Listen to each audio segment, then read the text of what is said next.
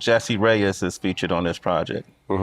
Young up and coming star. She's on 2 songs.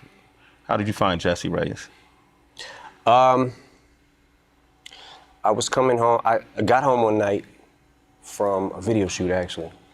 And she was on TV. It was the Seth Meyers show. And she was doing that song, Gatekeeper. And I was like, who the fuck is this? Because her voice to me was so crazy.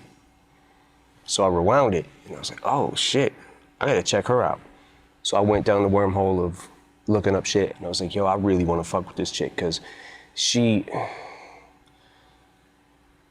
right now, my personal opinion, I think she's gonna really blow up. That's my personal opinion. I've seen people, very talented people, not do that, but I think that I would put my money on her that she will absolutely be huge. But I don't even know if like necessarily in the pop world or anything like that. I don't feel like she does pop music. I feel like she comes from a real place and she writes her own shit. First time I got in the studio with her, I played her a couple beats and she just started writing to one right there. Laid a hook, Good Guy. I was like, oh shit. So she wrote the hook. Quick. To Good Guy. To Good Guy. Yeah. The one she's singing at the end. Yeah. There's Nice Guy, Good Guy. Good Guy. And the reason that happened is because, oddly enough, she had already had a song called Nice Guy. She had that song, right? So I think that was the last day I was in LA. I came back home and wrote to that one. And then I was like, I want to write to the other one too, but they're both saying Nice Guy, Good Guy. And I was like, fuck it, I'll make it like it's kind of one song.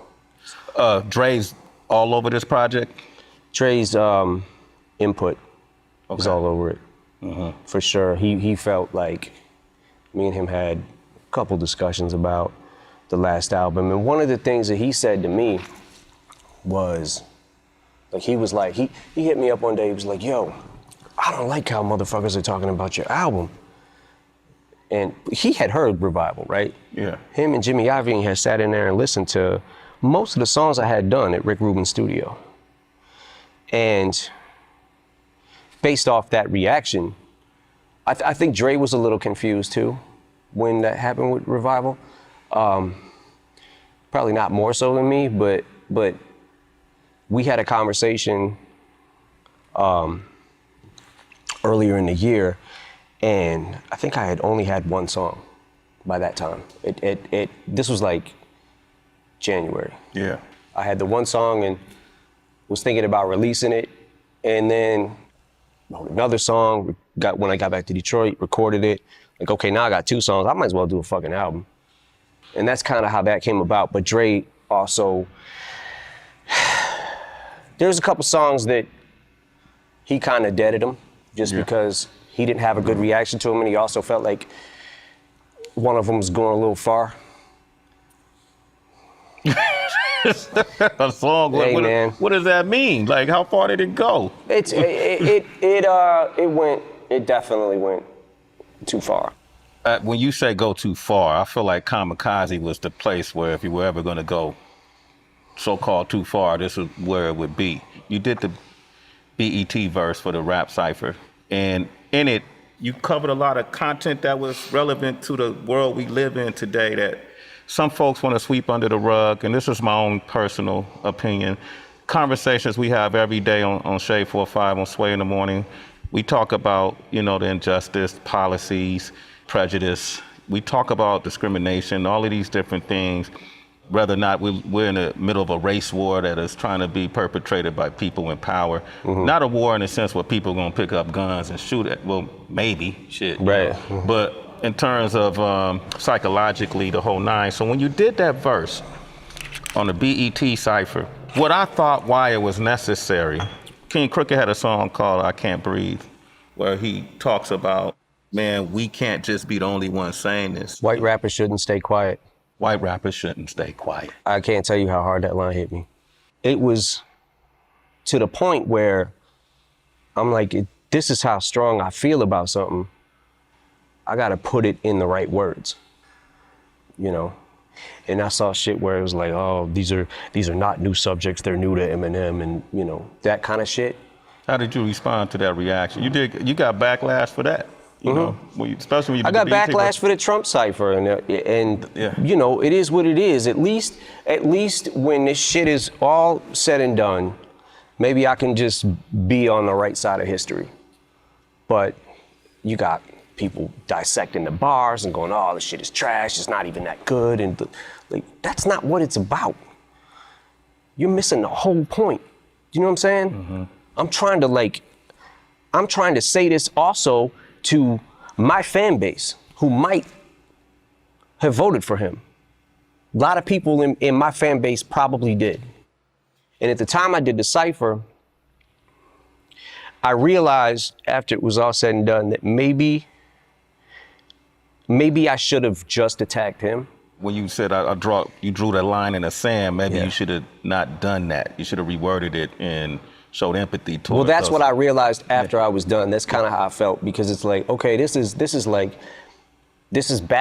on me, and I don't care. I don't give a fuck if that's what happened and hurt my sales. I don't care about that. Yeah. I care about the message I'm trying to convey. Why you felt a need to stand up, though? What was that for you as Marshall? What made you decide?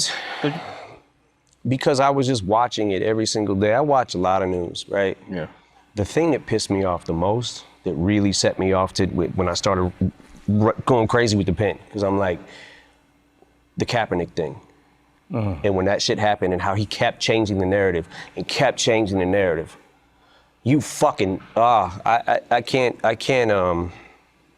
don't want to get into this whole Trump thing anymore. But well, you mentioned at the end of The Ringer, Agent Orange sending a Secret Service to your house. Did the Secret Service really come to your house after that? They came to my studio, yeah. Okay. And they were just basically asking me questions about my lyrics to see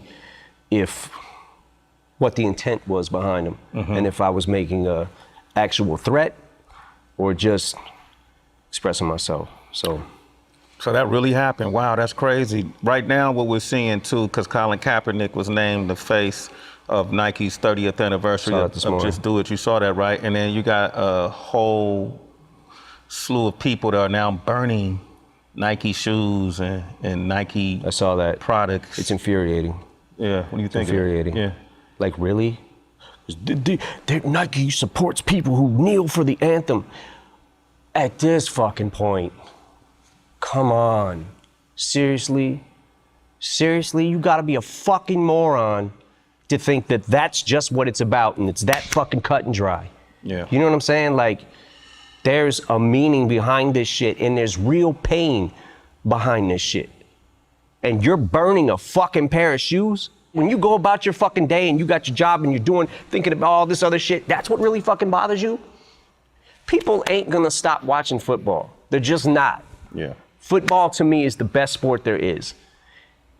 And what draws you to the game should not be, if that's how you feel about your country and you feel like you should stand for the anthem, stand for the anthem. That's fine. But you also need to realize that this is America and people have died for these rights to be able to protest and to be able to take a knee. Stop making it fucking personal about yourself. You have nothing to do with this. I agree. We got to get back to Tyler, the Creator, man. I'm a big fan of Tyler's, you know, and I recently saw him perform. I know that Tyler was a big fan of yours growing up, right? And then I recall you even reading about you saying some good things about Our Future, how they're pushing boundaries years ago. Yeah, for sure. And you said some great things about them as a talent, as pushing boundaries, as a group, Our Future as a whole. Yeah. What happened with you guys? Yeah, no, I really did like them. I thought like, I thought their movement was really cool too. Did y'all make music? We didn't make music, but you know, I just felt like, okay, there's a mutual respect, you know.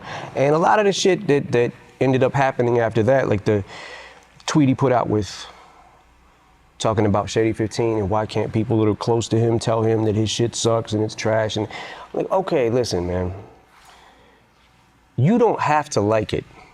And it could really suck. But being that somebody really was cool to you, you would expect some kind of reciprocation, and just don't go public with it and publicly express your opinion and how much my shit is trash. Okay, so I chalk it up to them being young and just kids, you know what I'm saying? So it's like, all right, I've been there. You know what I'm saying? Yeah. Like, I was dick when I first came out. You know what I'm saying? Like, Yeah, man, you were. I know. Yeah. I feel bad about it. I'm sorry if I ever was a dick to you, but I don't think I ever was. Was I? Yeah, one time, man. But hey. Oh, yeah, that's true. We won't talk about that. Okay. Nah, man, so I liked him. And then Earl Sweatshirt gets in an interview after Tyler trashes me. And then Earl Sweatshirt, anybody who listens to Eminem's drinking too much Mountain Dew. And I'm just like, really? Like, what the fuck? Like, you know what I'm saying? Like, you guys were just on tour with us. We hung out. Like, we kicked it, make jokes. Like, you know what I'm saying? Like, so the last straw, like, look, I know a lot of this shit. I could come across being very petty. Yeah. But at a certain point in time, someone has their breaking point. You know what I'm saying? So when Tyler tweeted out the thing about Walk on Water, this fucking song is horrible, I was like, all right, I need to say something now, because this is fucking stupid. You know? But at the same time, I'm not gonna let everybody just keep fucking, I'm not gonna be America's punching bag and motherfuckers just wanna think it's cool and safe to say whatever the fuck they want about me. I think it shocks people, because for all your career, you was the I just don't give a fuck guy. That can work both ways. How so? Because you don't give a fuck, you will fire back at somebody who says something about you. I picked and chose who that I wanted to say my piece with. Yeah. Because a lot of those things were personal. But then there's a lot of things that aren't personal on Kamikaze. You know, it's just the game and competition. You know what I'm saying? And Spirit of an MC. spirit of an MC, yeah. But you know, with the Tyler the Creator thing, man, I